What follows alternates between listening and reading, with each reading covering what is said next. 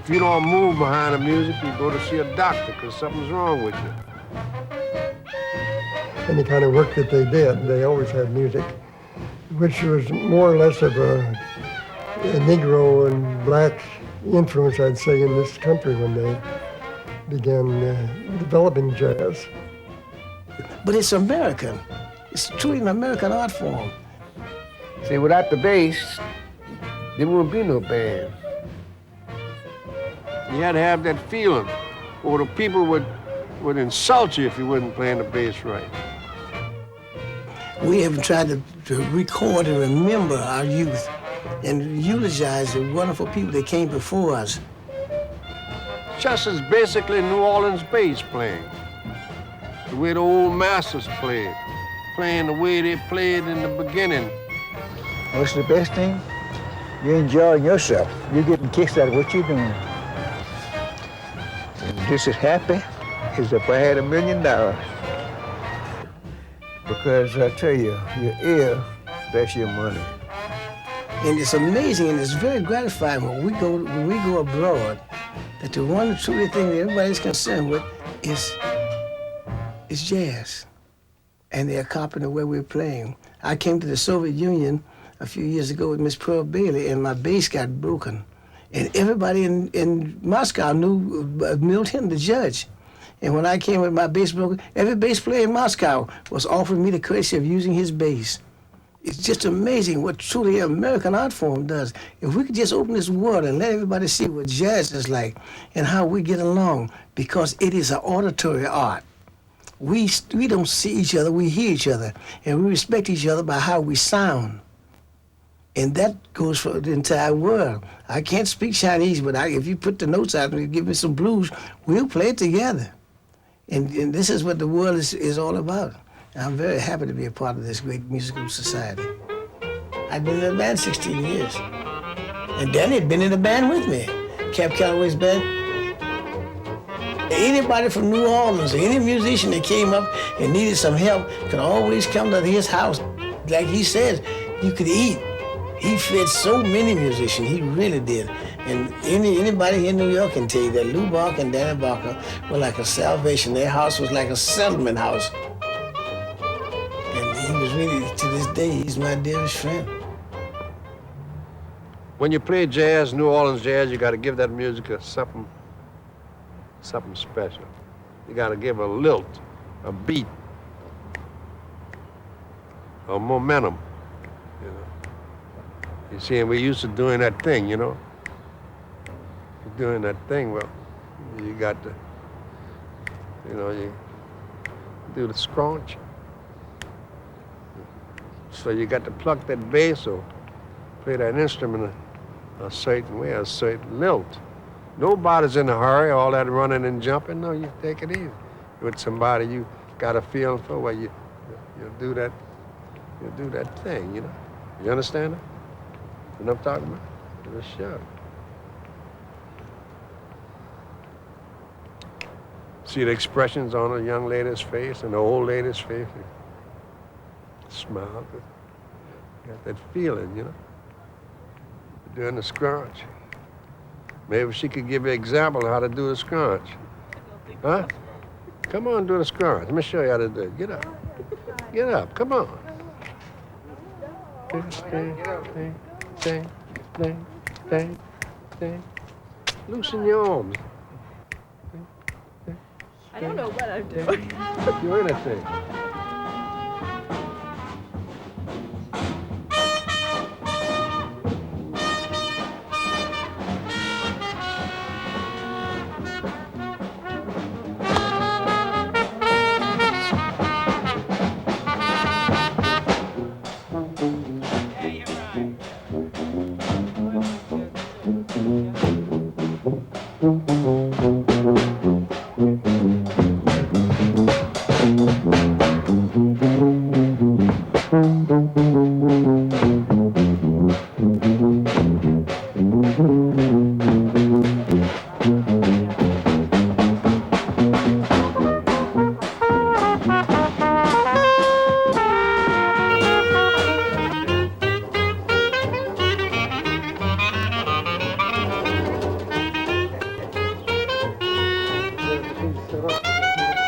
1 minute late, I think. But they say it'll rain as usual. Almost every afternoon lately it's been raining. And I think we'll have a nice day. Well, hello. Hello, Chester.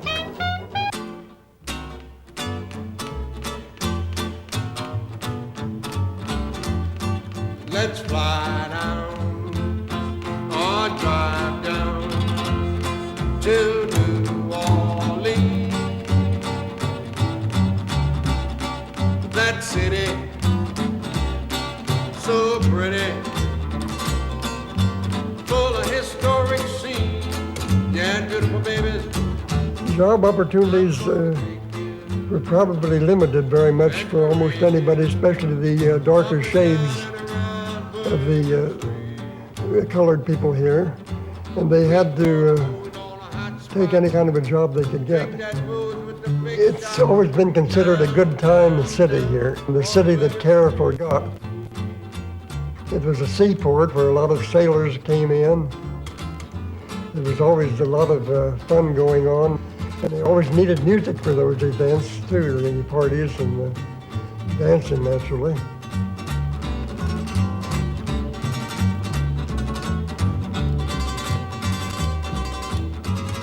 At least a few of them did take up music because they did have an opportunity in that field.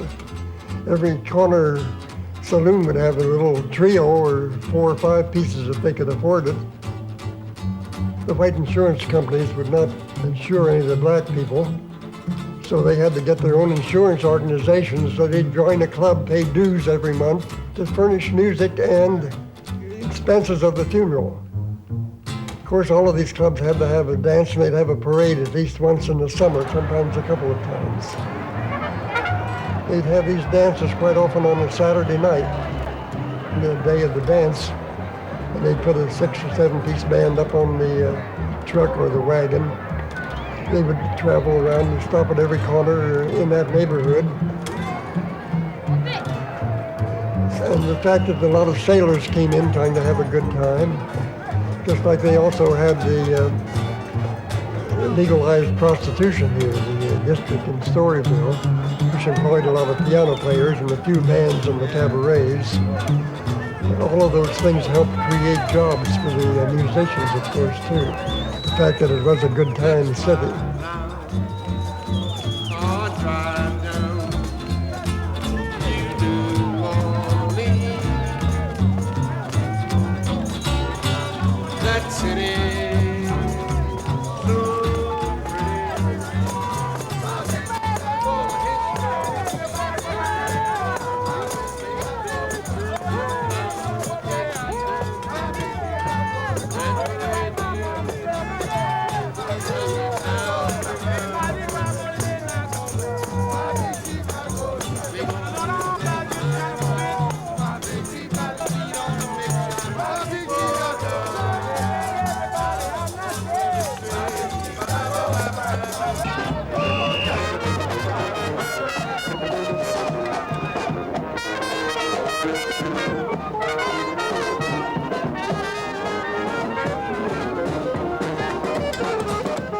Even like Louis Armstrong, when he started out, he had to do jobs like working on a coal cart and delivering coal and all sorts of delivery jobs, anything at all to get a few pennies that he could live on until he could make it in music, which he finally did, of course, in a big way.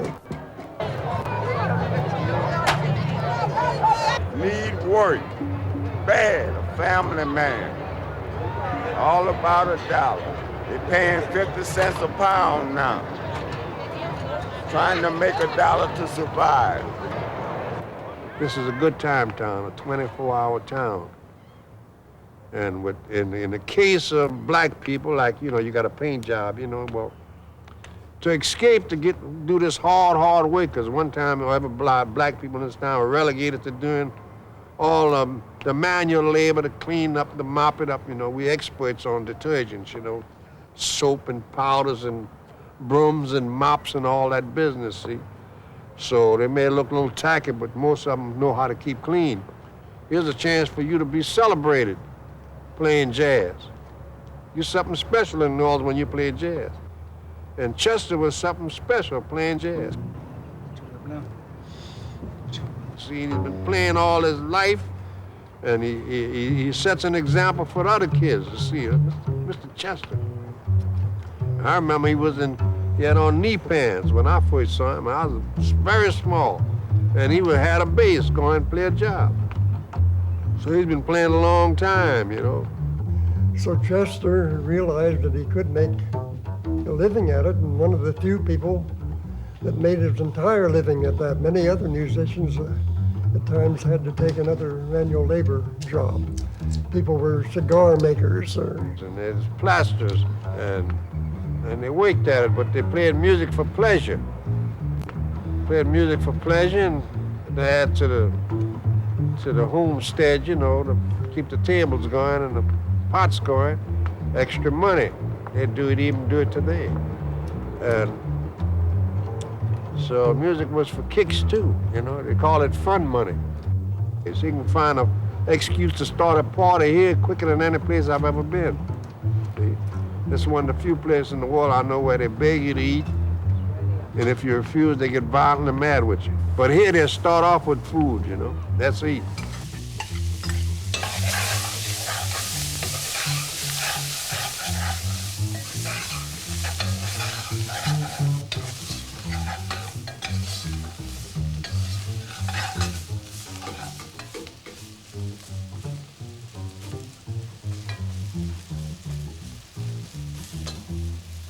That fry for a few minutes.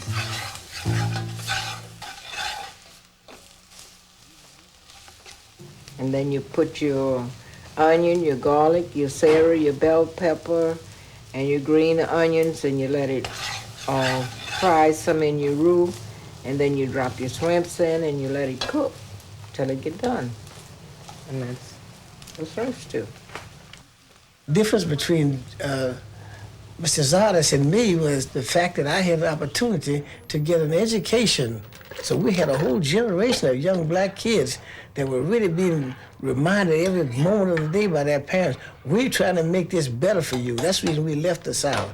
And we're trying to make a better opportunity for you, and you better pay attention. Remember? Babe, come here, baby. Yeah.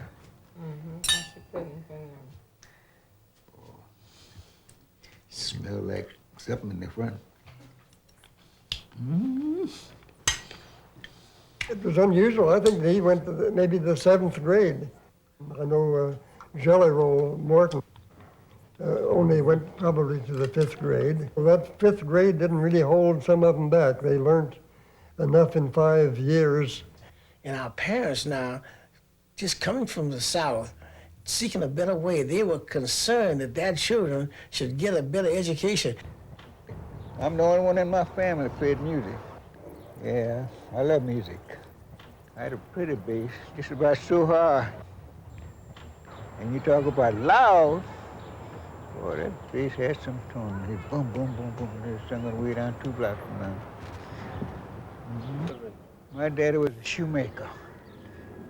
Making shoes all he did. That's what it. We never had to buy no shoes. He make up all our shoes.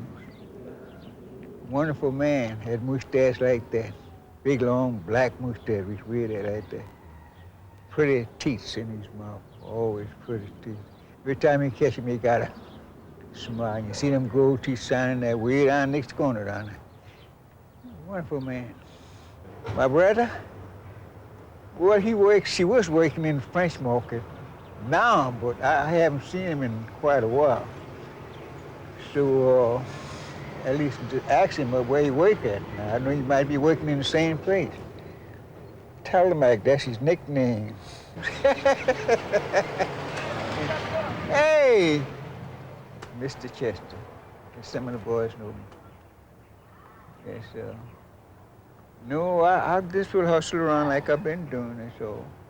But you see, I like to do what I'm doing now because I makes money, I saves money. I don't do like fools do, make a barrel of money today and throw it away tonight. Me and my wife, we live like people. Then used to sell bread in a wheelbarrow. Go down there and get the bread by Peter Van Griffin's bakery around there. and go bring people the bread, knock on the door, boom, boom, boom, boom. How many want 2, 3, 1? Yeah, give me 3. She put 3 in the door. I mean, there's good people around here. It was good. I hate to come around here. The worst makes me feel bad. I'm glad I got this woman. This is my mother. This is my mother. This man here used to have he's a carpenter. And he had a horse and wagon. Well, I used to drive his horse and wagon most all the time. And then another fellow used to do carpenter work for him, 2 of them. He'd tell me, Chester, I want you to go so-and-so. I said, I take the horse and wagon and hitch him up and go everywhere he send me. I'm gone. And Mr. Arnold, well, about your size, with a little stouter than you, with a big, big belly like that. Your belly ain't big enough now, but you gotta eat some more beans and rice. Come here, baby. But he was a gentleman like you. See, my stepdaddy, he was a carpenter, and he always was doing something.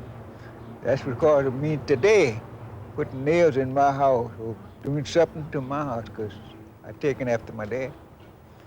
And after I learned how to play music, well, that was more better, more easy, more money, and everything else. So I thank the good Lord today. Me, I was glad I met that lady. That's right. I love the bass. Sometime I'll be playing the bass. She'd be that sleepy, and I'd be rubbing the bass across her belly. Boom, boom, boom, boom, boom, boom, boom. What you doing, Jess? What you?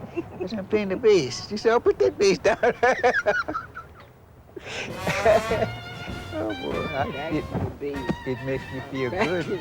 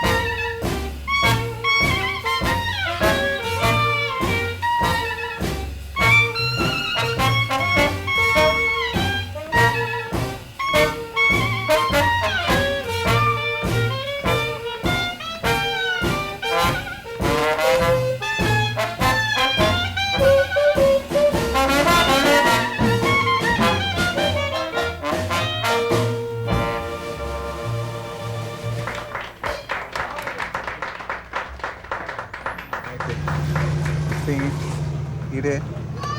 And I play the bass. That's what that is. I made a plenty of money. This. I bought me 3 houses. The money I made off of learning It comes music. in your hand, huh? Yes, sir. Comes in my hand. You own houses? And I appreciate the good Lord up there. Thank him. We have tried to record and remember our youth and eulogize the wonderful people that came before us. that we learned so much from, and we've been lucky to make a very fair living out of this because we learned so much from them. That lady, see that lady right there with that apron? That's my wife. See? And I just treats everybody nice. So that's the way you all got to do, treat people like they're people. And after you do that, God will bless you. He told his disciple, Peter and John, to go into Jerusalem where they would meet a man carrying a pitcher. Okay, I want you to pay attention, Jamon. Turn around. All right. Jesus knew what was about to happen. Joshua. That his work was about to begin. His work was about to end.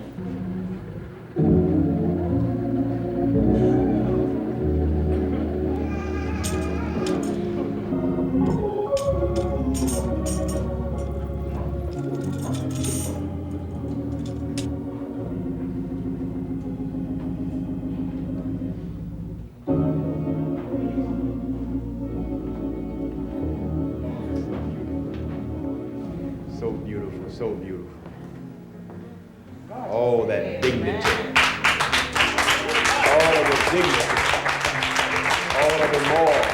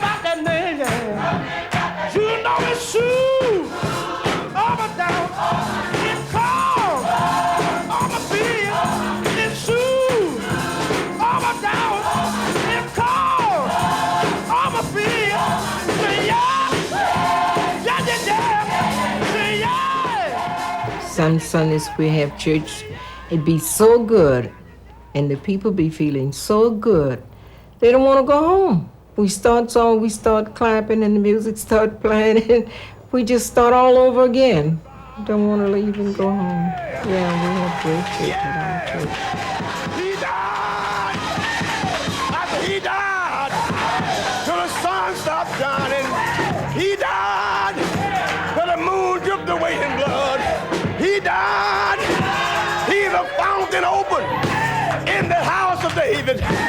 sins and for uncleanness. Sinners plunge beneath the flow and lose all our guilt and stain.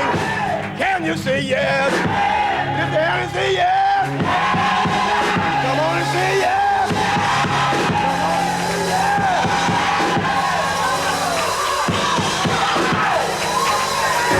On the way. He said, who gonna roll the stone away? Hallelujah. The stone is too heavy. The man is still asleep.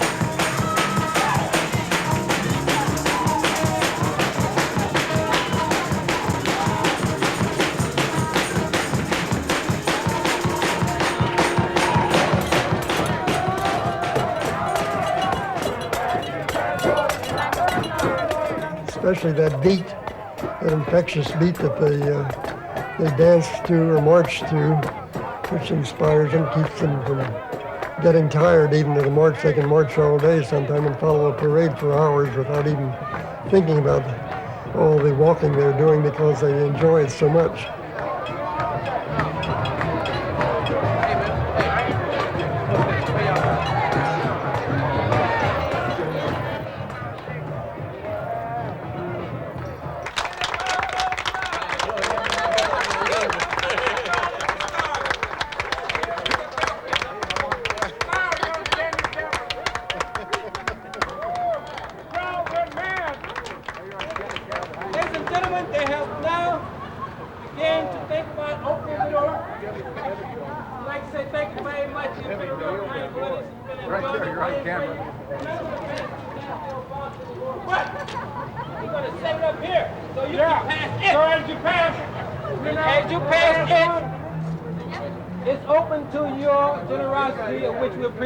Very much. Thank you very much. Have a good day.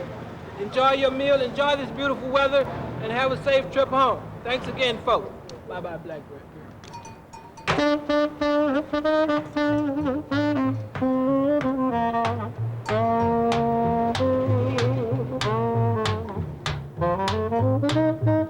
you. Thank you. A lot of the bands that you see in the club, Chester Zardis, Preservation Halls, all of them have done their thing out on these grounds, and we feel honored to be able to keep the tradition alive in their footsteps by coming out, and hopefully one day, who knows, somebody might know us. Yeah, right, right.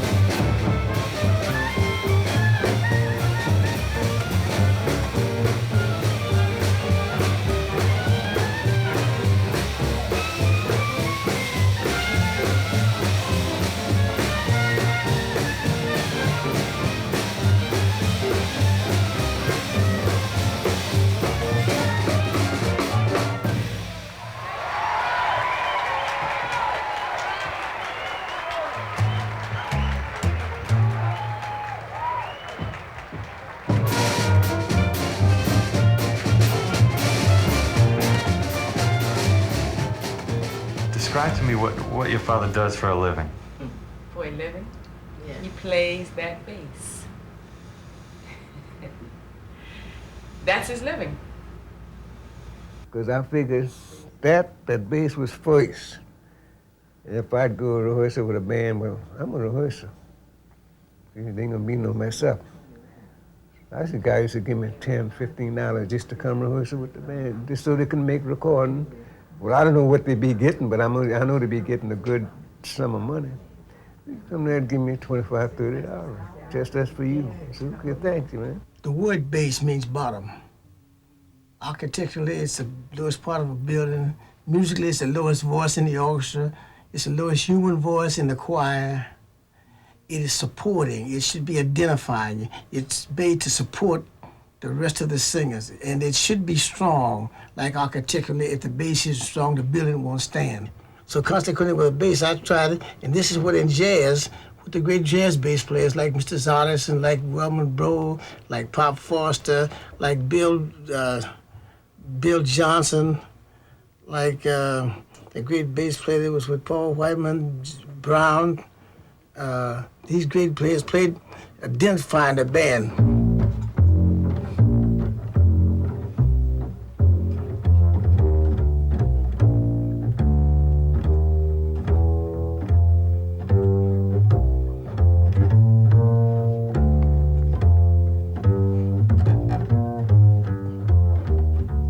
Played bass, and the band could play right on top of that.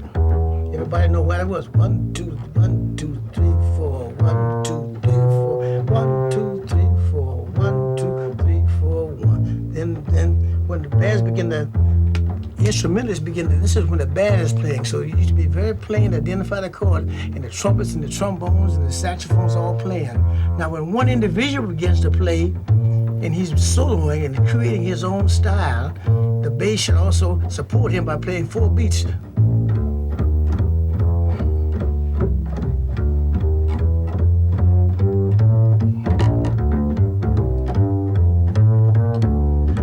Different instrumentalists like different sounds on the bass in the 4 beats. Some people like what we call pillar point, where you play, if you got a B flat chord and you got an F chord, a B flat chord has got a B flat in it, and an F chord has got a B flat in it. So now for those 2 chords, I can play a pill, what we call a pill note. The pill note would be B flat.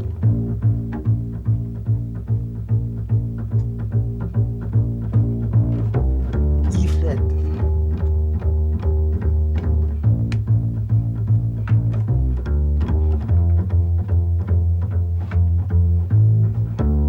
Some bass, some instruments is like for you to build like a rocking chair for them.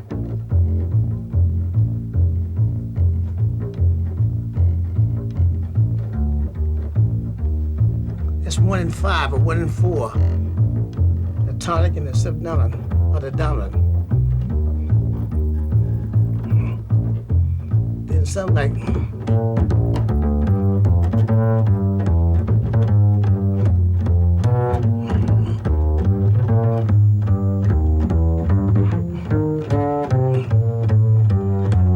Something like you to run the scale for them, so they know it. If it's a B flat, they want you to play the whole B flat scale for them, diatonically.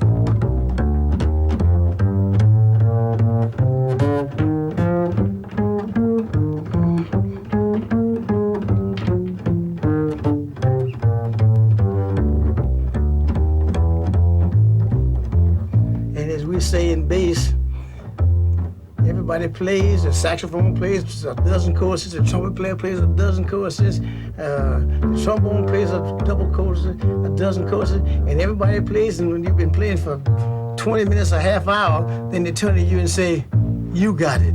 So you got to have enough stamina to take your solo. So whatever it is, you try to think of something you can be creative about.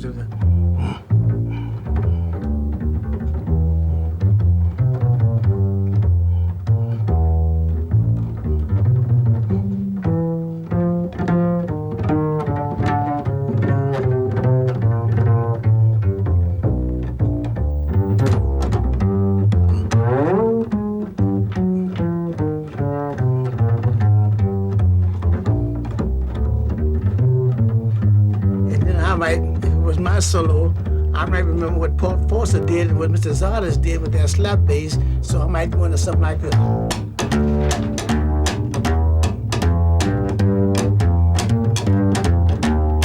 That's the way they did it.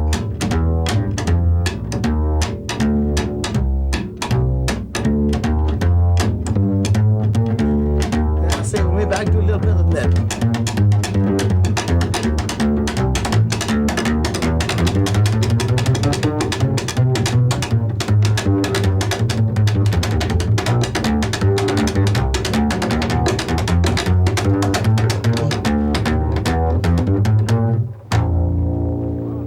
Backbone of the band. That's the pivot of the band. That's right there. It's number one, bass. The big, heavy, fat note he's hitting there, you know, that's the foundation. If you ain't got no foundation, the house is gonna collapse.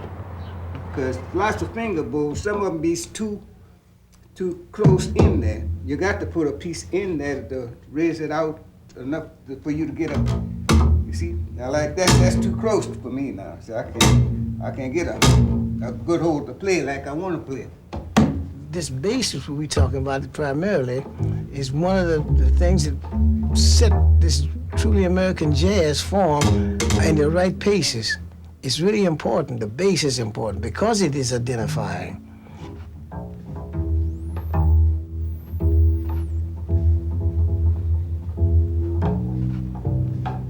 You got your E string right here, right here.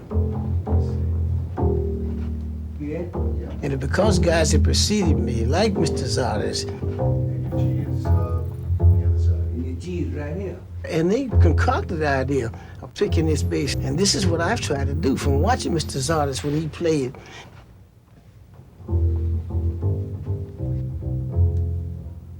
She's in tune now. Chester always talks about, emphasizes the importance of tone, that you must have a beautiful tone. That's one of the most important things to him and to everybody, and especially in the New Orleans music.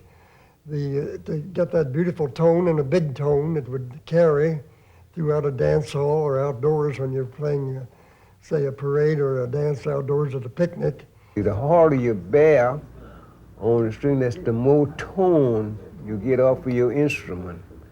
A whole lot of people don't understand. Some people just put their hand on there like that. That's not everything. You see marks on my fingers? They've been there for a long time. You might have heard talk about Buddy Petit, half-pipe trumpet player. Well, he had his band out, and we was on. It wasn't no truck we had, a mule and a wagon, you know, and the boys tied them wheels to keep them two bands together. And the tone partner was coming out there, you'd be surprised.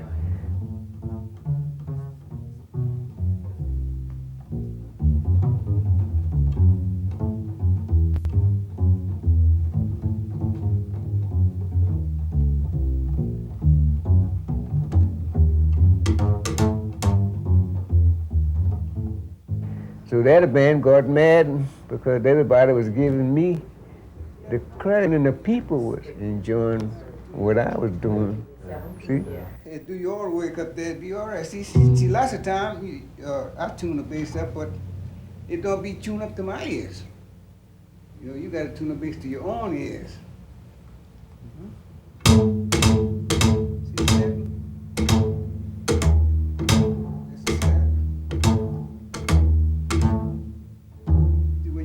Strings too high, you don't get the slap like that. The strings are just right now.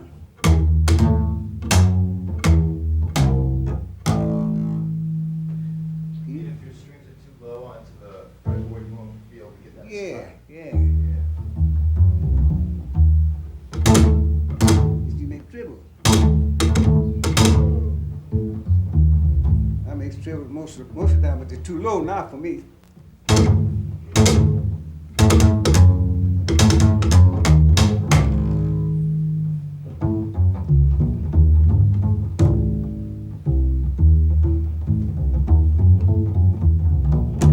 Young bass players are coming to me, Judge, how do you do that, you know? And I'm delighted to show them because I want them to do it. I want them just like I took what Mr. Zardis did from him.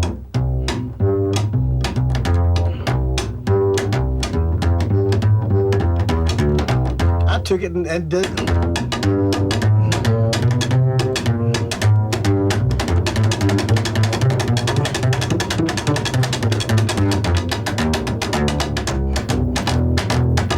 See, I want to see some young guys come on and do double that, and this is what we call progress. New York, in 1930, the majority of the bass players played tubas. Bass tubas, big, beautiful, big brassy, or big silver tubas. That was a part of the rhythm section. Duke Ellington hired Wellman Broad, and he played the bass powerful like Chester does, and gave the music a whole new sound. It's more resonant, and it hits you in here, the bass fiddle, which a tuba doesn't. Tuba hits you here, but that vibration of that bass hits you in here, and you can feel it on the bandstand. It shakes the chairs.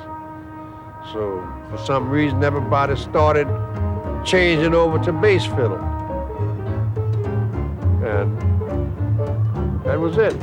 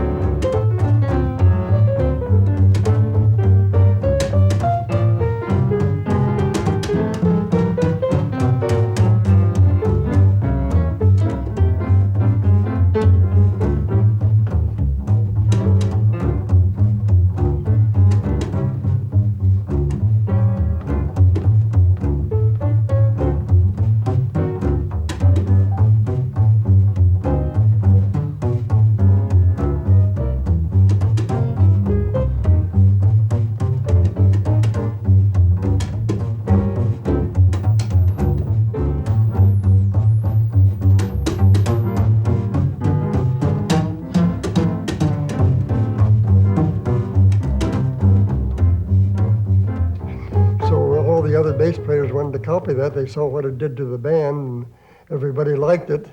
That's why they all wanted to learn that too. And it just seemed to have the natural quality of swinging a band better than the tuba did. Louis Russell had Pop Foster, who was a giant on the bass. Wellman Broad was a giant, and they both, Pop Foster most so, he started teaching the bass players how to carry the bass, how to take care of it, all about the bridge. That's around 1930, and like in 1935, everybody all the bass players know all about basses. Now I'm here, there, and I'm looking and listening, and they had been, didn't know nothing about a bass 5 years before. Now they know all about a bass. Well, they all wanted to learn bass, and they began taking lessons from both Pops and Wellman Broad to learn the string bass. But the first one, by the way, that Danny mentioned of all the great bass players he'd heard down here was Chester Zardis, and setting the style and setting the model, you might say, for all the other bass players in the world. And he couldn't understand why the New York players were that, you might say, amateurish compared to the New Orleans bass players. still taking pictures. Yeah, he likes that. He's about that. Well, I mean, whatever you like, I think you might as well enjoy it and get the best out of it. But after all, we don't live to be 99, 100 years old,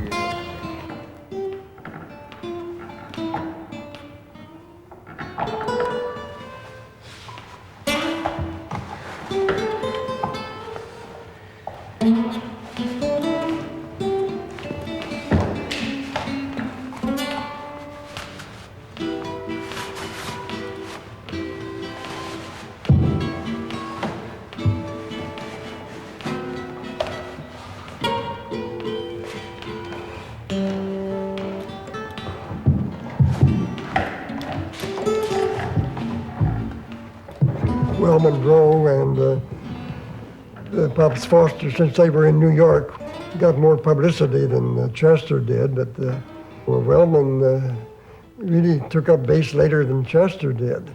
And yet, by being with Ellington, a very popular band that recorded and played at the Cotton Club, became world famous, had more influence, I think, in the very beginning, in the early 30s, of creating demand for string bass in New York and in the rest of the country probably than Chester did, but Chester was on that bass before Wellman.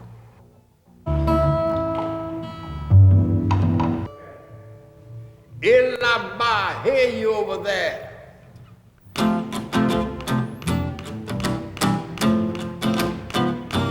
Illaba, Illaba, Illaba, chérie, comment ça va? Illaba, Illaba, Illaba, chérie, comment ça va? Tu coutumes, mon cher ami. Guido do cuisine, cook inside. Manger bien, mon bois du pain. Well, laissez votre franc. Et là-bas, et là-bas, et là-bas, chérie, comment ça va? Mademoiselle Joséphine, s'il a resté dans la rue de Fille, la glace était hors d'envie, cassé son petit jambe et et là-bas, she's a fine chick. Et là-bas, chérie, comment ça va? Now we will go to Africa. Africa, Nigeria, the rainforest of Nigeria, where the crocodile and the baboon play a dangerous game. Winner take all. I will sing this for you in Swahili. Aka raka, kuna shamama, gonke got no bone. Aka raka, kuna shamama, gonke got no bone. Aka raka, kuna shamama, gonke got no bone. Aka raka, kuna shamama, I'll leave you alone. Back in America, Ilama. Illaba, Illaba, chérie, comment ça va? Comment ça va? Comment ça va?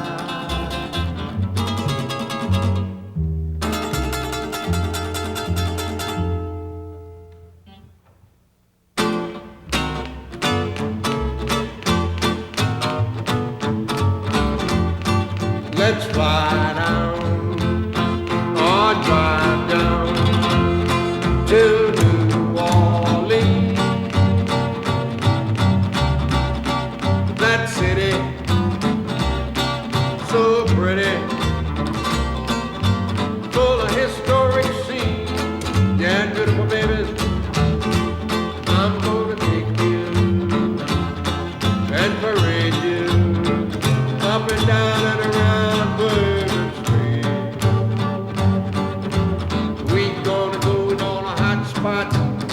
Drink that booze with the big shots.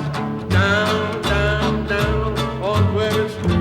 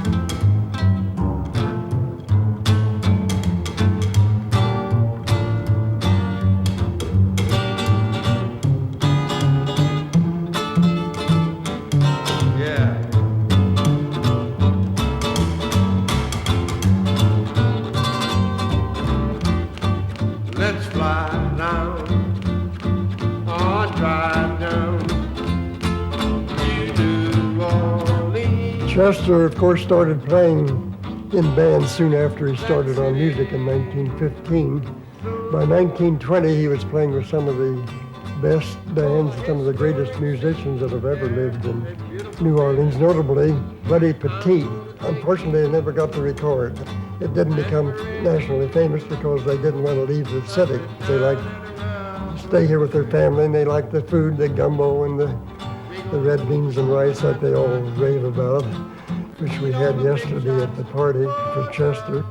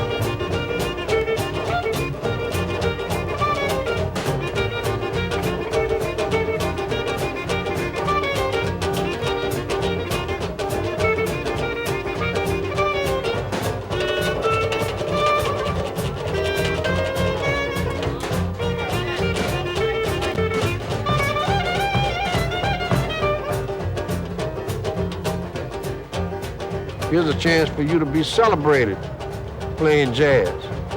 You're something special in New Orleans when you play jazz. And Chester was something special. How you doing there, King? All right, what you say, man? How's everything? Everything's lovely. How's my boy? Oh, they're all doing all right. That's good. Yeah, he's doing all right.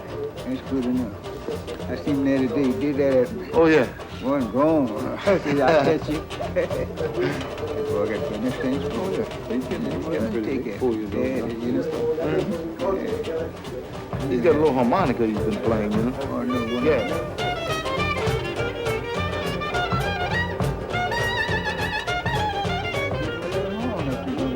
Mm-hmm. Might buy him one for free. That'd be very nice.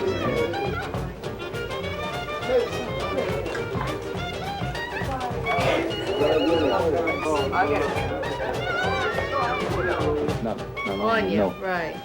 And as I was warming up, Mr. Nelson said, "You've got a new horn." I said, "Yeah, well, Clark Terry just sent me this horn." And he said, if I didn't like it, just to send it back. And Mr. Nelson says, And I told him it's not the horn, it's the man behind the horn. true words never been spoken. That's exactly right. I wanted to get that documented. Red beans and rice. And garlic chicken. All right. Well, I'm going to obviously be on trumpet, Wendell Brunius, Dr. Michael White on the clarinet, the great Lewis Nelson on trombone, the immortal Danny Barker on the banjo, Stanley Stevens on the drums, and our distinguished guest of honor, Mr. Chester Zardis on the bass. Yeah. Good lineup, and hopefully we're going to get some good music today. All right. Actually, in the old days, they used to call them lawn parties. And they'd have a band, and they'd sell drinks and food, too, and usually charge maybe 15 cents admission. And they had these parties very popular. Some places would run them every night. And other people, they used them almost like a rent party that they would have, say, in Harlem or Chicago, to pay the rent. Some people would run a lawn party when they wanted to raise money once a month when their rent was due. But of course, this is just more like a picnic in a way, too. There's a big lawn with grass here. But the parties of all descriptions were very popular in New Orleans, of course, and have been all the time, and still quite a few go on. We got garlic chicken for you today, Mr. Russell. Oh, and after all is said and done, to find that I'm the lucky one, I can't believe that you're in love with me, oh baby.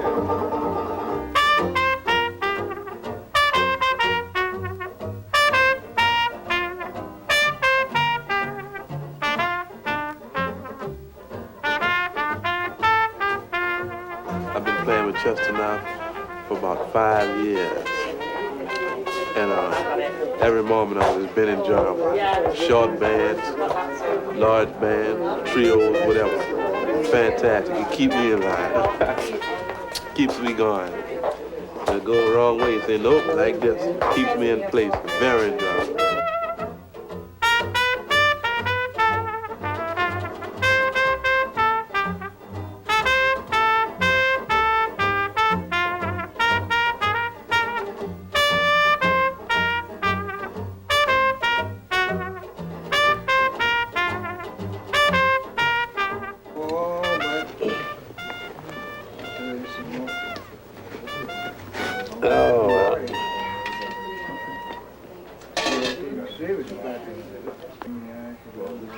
Japanese people gave me that horn.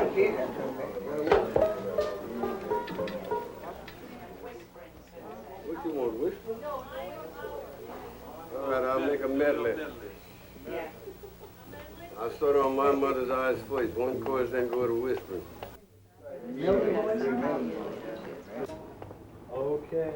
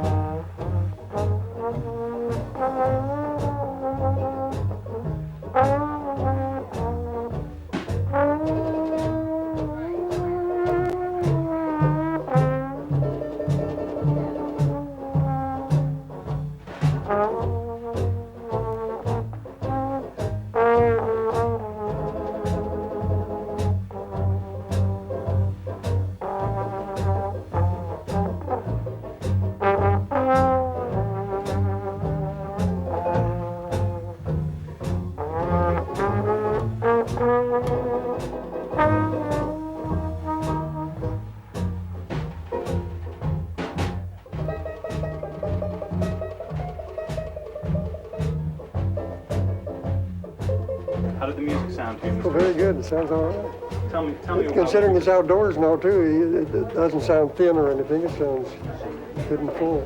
This is the first day of April, is it? It's April Fool's Day. Yeah, let's hope nobody fools you. They stomp off and the band doesn't play anything.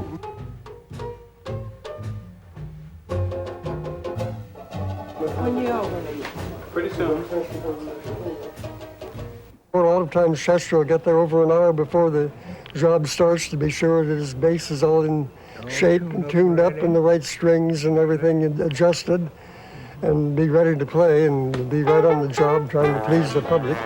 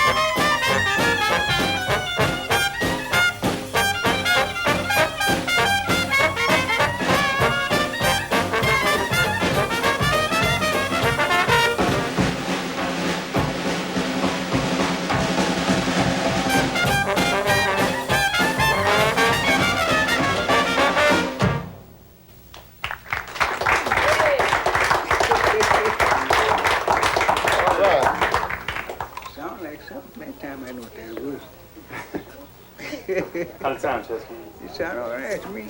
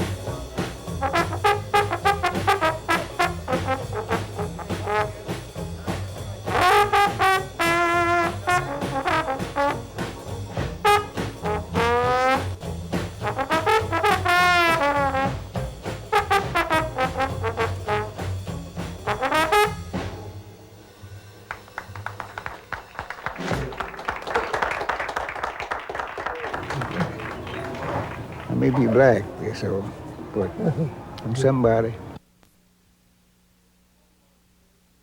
This is one more occasion that the real origins of jazz is being taken seriously.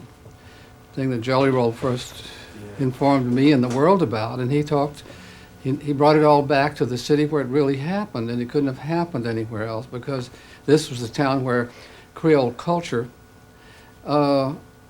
expressed itself in America. It was the only city where people of black origin had money for music lessons. It was the only city where there was a long continued possibility for black musicians to work together in orchestras, actual orchestras.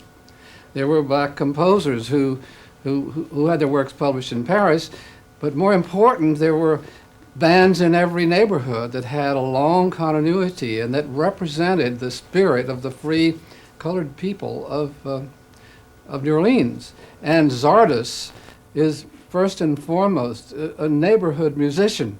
He's never wanted to leave the town because he has the most delightful life and has had the most delightful life in the neighborhood. When he was a kid, you know, he talks all about the parades. He was a second liner of note. Music and dance and socialization and a certain amount of real black independence all came together in this city. as in nowhere else in America. And Zardis is a true, one of the oldest living representatives of that. The musicians who shaped the new orchestral techniques, we know their names. We know their names, and Zardis is one of the names. And he's still there. He's still there showing us how the darn stuff happened. I knew Pops Foster, who was contemporary. Pops I used to work with in New York on many shows. He told me, I guess Chester had the same experience. He said, it was like being in heaven. He said, all those women, they loved us jazz musicians, and they took care of us. And on weekends, we had a party that lasted from Friday night until Monday. And they would pour the whiskey in, and we had a ball. And of course, Chester grew up under Pops. I think Pops was a little older, but they were competing. I mean, Pops is the first of the jazz bass players, as we all know. But Chester was his early rival. But this was a way up, you see, for all those folks. It was one of the main avenues for blacks to rise in the economic and the class system. That was terribly, terribly important. Those young, wild kids in the streets were ahead of their parents in that particular way. They saw it. And they saw that there was plenty of work, and then as New Orleans amusement industry increased in its power, then there was really big money. And then, of course, then they shot out all over the world. But Chester stayed home. And I think he stayed home because he was a true Creole. He loved his coffee, just right, black, real Caribbean coffee. And he lived elegantly in one of those wonderful old-time shotgun houses with the grill work all along the top. And when you went into Chester's parlor, you were someplace that was refined and charming. He didn't want to leave that. He didn't want to leave his hundreds of relatives that sprangled out over the whole of the city Creole area, and didn't want to leave the security of his big family and of being a man in the first truly independent black community that existed in America. New Orleans is our Caribbean town, and the New Orleans musicians were the voice of it from way back. And Chester is still living representative of its incredible verve and refinement, in truth. Because in New Orleans, they were really collectively improvising. It's the first time that any orchestra with all those varied instruments, all the varied horns, strings, zithers, drums, idiophones, an orchestra of that complexity improvised. Every person was improvising, and yet it was a collective whole. I mean, they knew each other, they knew the music, they knew what it had to say, and you have collective polyphony and polyrhythm happening in the same place. It never had happened before. And there was Chester coming up in his knee pants, joining this thing right at its roots, and becoming a member of this thing in its inception. Naturally, it was a golden time for him. And he, of course, like all blacks, resented all the injustice and all these things that we are trying still to resolve and must resolve. But the other thing was that he had so much in his own community that was simply wonderful, that to a degree compensated for the dark and tragic side of every black person's life. And so he mounted on that bass, which was full of verve for him as a roan stallion is for a cowboy. And he's been riding it ever since and making us all happy. But he's inspired as a Creole. He speaks Creole. His whole temperament is Creole. He would be perfectly at home in Port-au-Prince or in Martinique, anywhere the Creole culture is alive. Zardis, Chester Zardis would be at home. And it's that delicacy you feel in that bass. The generations of Africa poured into a bottle of Creole rum. One thing that's amazing from the historical point of view is that the bass came into the city, and blacks first played it with a bow, and then they played it with a rhythmic bow, but soon they were using it like an earth bow from Africa, where he would be slapping the bowstring, they use it like two Bushman boys playing on a musical bow. They were taking liberties. They were making it buzz and grunt and do all kinds of sounds, because Africans don't like pure tone. They like sounds with an edge on it. They like gutsy sounds. They like sounds with a changing tone quality, especially in the rhythm section. You know, they put vibrators and things under the drum head, so they'll have a zzz sound as well as make a clean beat. And the African thumb piano has little rattles on each of the prongs, so it'll not only say ding, it'll say ding, ding, and that's the spirit in which they took over the bass. They turned it from an produced pure romantic tone in the hands of a European, and made it bark, bite, growl, and jump like another member of the rhythm section. That's part of the genius that's part of the process that Chester participated in.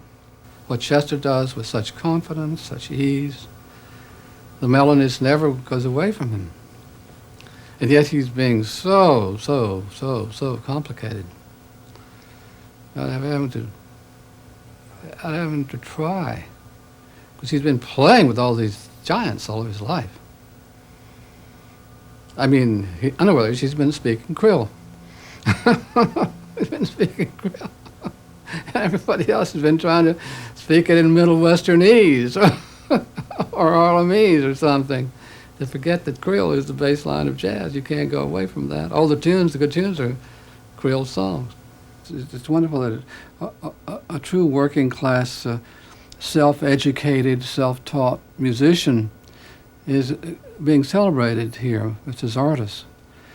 Now, we've long had the idea that music was something you learned from notes and then played. But music is older than that, and art is older than that. And we're just now beginning to realize that the history of our nonverbal musical heritage is handed down from person to person is the big American story.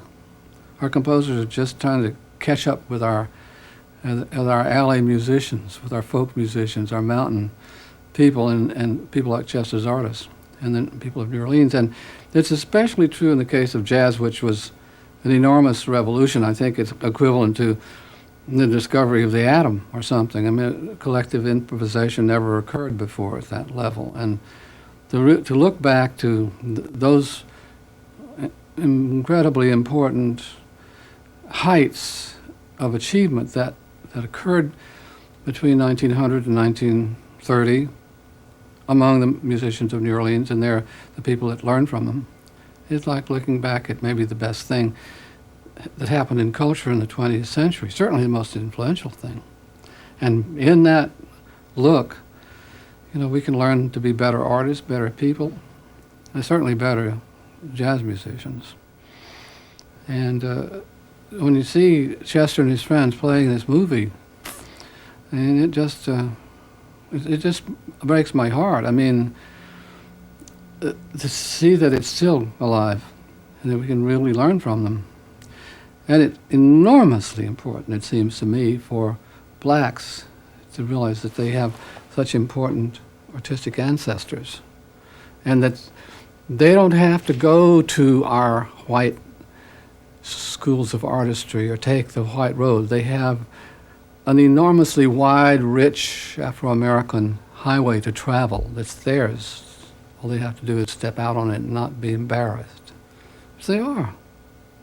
New York Times this week, they have exhibits about African history and art all over the town. And I don't think there's one word in there about black work songs or black folk tales or anything like that. They're enormous tributes to Zora Hurston, who's the novelist and the compiler of black, but not to the tradition, which is out there running on every street corner in Harlem and Brooklyn. And it's out there with the break kids. It's out there. And Chester stands for the very peak of that. He's his living history. But he's not interested in that. He's interested in playing some more and doing it again. Just like every artist, doing it some more, making it better, making more other people happy. Oh, nice that such people are being filmed and made much of. We do enough of it, we might turn into a pretty nice bunch of people in this country. It's the only thing worth doing. If we don't learn how to do it, we're going to lose it all, you know. It'll be covered over by junk.